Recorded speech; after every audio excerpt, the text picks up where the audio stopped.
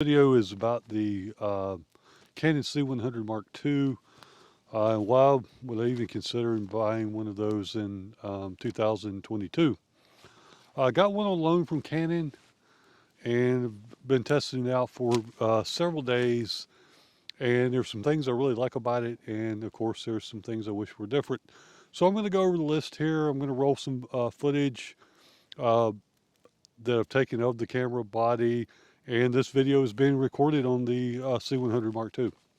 So the number one thing I like about the C100 Mark II is the electronic viewfinder. I like where it is. I like that it tilts. Of course, an R5 has a EVF also, but it's fixed. So if you're trying to shoot something low, you really have to use a monitor. And I'm an old guy, and so I guess I'm just used to viewfinders, and I prefer to use them when I can. So that's probably one of the biggest things I like about the camera. Um, the second thing that I really like about the camera, and that's the built-in neutral density filters. Of course, you can screw a variable ND filter onto your camera lens, and I have one and I use it. Sometimes it's hard to repeat the shot though, because you don't know quite where it was. With this one, it says 2 stops, 4 stops, 6 stops.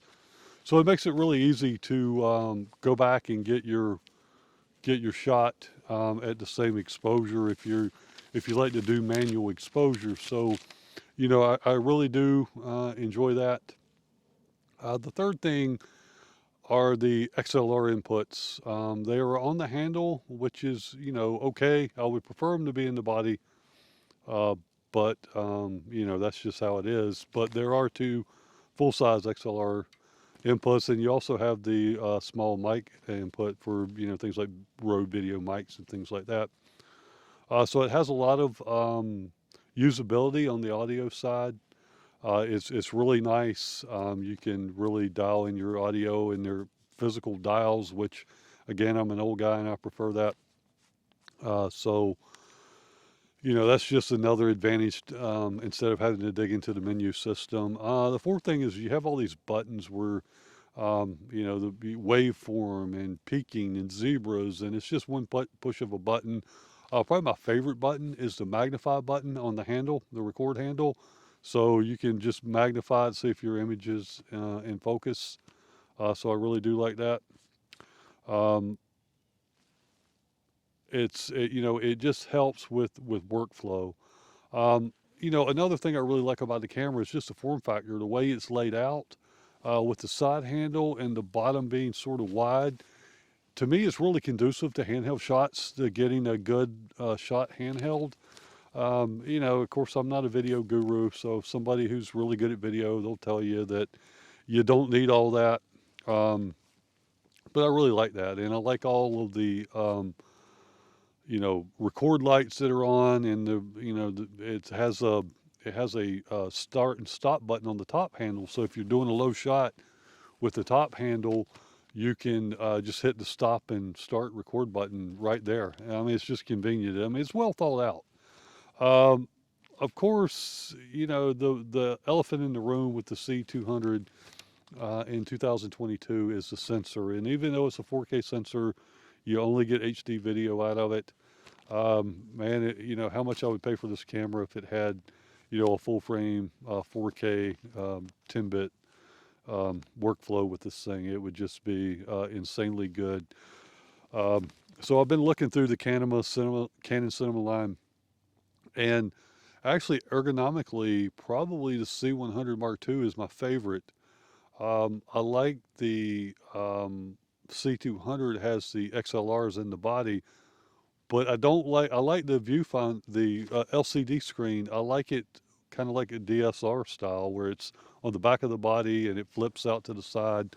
With the C200, it's on top, which is probably better, but I just prefer it where it is on the C100. The C300 Mark III is a great camera, super expensive, and I've been thinking about getting one, except for the fact it doesn't come with an EVF. Now, you can get one natively with Canon, and I may go that route, but by the time you get the CF Express cards and the EVF and extra battery, I mean, you know, tax, shipping, you're going to probably be at $15,000. And that's really, I'm not good enough of a video shooter probably to justify that, but I have thought about it. You know, of course, probably the most popular camera it seems like right now is the C70, and I would get the C70, except the fact it doesn't have an EVF and it doesn't have. You can get a Zacuto, but you have to power it, and then you start getting into D taps and I don't know a whole lot about that kind of stuff, so forgive me, but I'm just not a video professional. I would love to have a C70. I wish I could get an EVF for it that just was a plug and play and it was variable size. I know most people nowadays use the screen, which is fine, but I'm just not. I like the screen and I use it, but when I'm filming outside, especially if I'm kind of down low, I just prefer an EVF if I have access to it. So all in all, Canon has loaned me this camera. I have to send it back on Monday. Today is Saturday. I'm probably going to buy one. Even in 2022, I'm going to upload this video in 4K and just see what it looks like. I want to see what it looks like when I pull it in. I've looked at some video clips and they look pretty good. I've tried the AVC and now I'm shooting in MP4, 30 frames per second. I'm using the YDR, not the Canon log. I just want to see how that turns out. I've been sort of interested in checking out the YDR because I'm not going to do a lot of color grading to this. I just want to see what it looks like. So I'm going to upload it here. I've done some comparison. I shot a few shots of my very elusive dog. He's 15. He doesn't get around very well anymore. He doesn't like being filmed, but I filmed him with the Windy X and the C100 Mark II.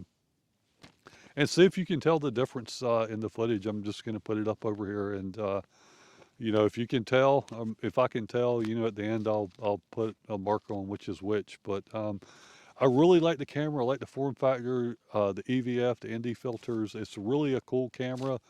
I wish the sensor was updated. I'm sure they're going to do it right after I buy one, which is fine. I mean, I think this camera will suit me for quite some time.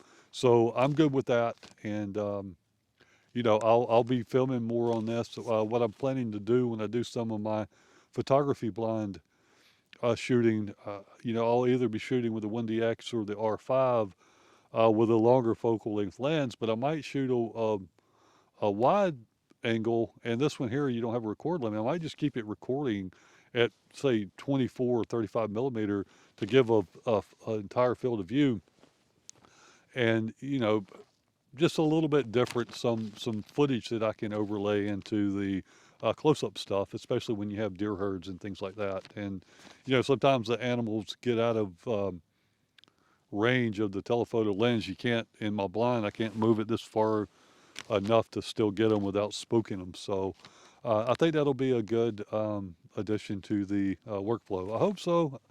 So I think I am going to get one of these, and there'll be more to come on it. I'll give you my impressions. If you have any questions, I'm certainly no expert. There's a gazillion videos on YouTube about this camera, but I'll tell you what I know, and how it compares to the workflow with the R5 and the Windy X Mark III.